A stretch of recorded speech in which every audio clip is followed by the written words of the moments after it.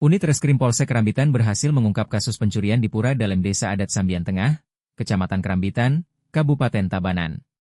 Pelaku bukan hanya mencuri uang sesari, tetapi juga membawa kabur 4 sandangan berupa uang kepeng dari dalam gedung simpen. Aksi pencurian terjadi pada Minggu, 17 Agustus 2025, sekitar pukul 6 sore waktu Bali. Berdasarkan rekaman CCTV, pelaku masuk lewat pintu pura yang tidak terkunci, merusak kotak sesari, lalu membobol gedung simpen.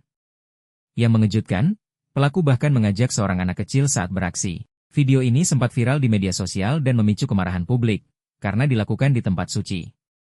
Polisi bergerak cepat, hingga akhirnya berhasil menangkap pelaku di sebuah perumahan di Desa Meliling, Kecamatan Kerambitan. Dalam pemeriksaan, pelaku mengakui perbuatannya, bahkan pernah melakukan pencurian serupa di sejumlah pura lain. Kini, pelaku beserta barang bukti telah diamankan di Polsek Kerambitan untuk proses hukum lebih lanjut.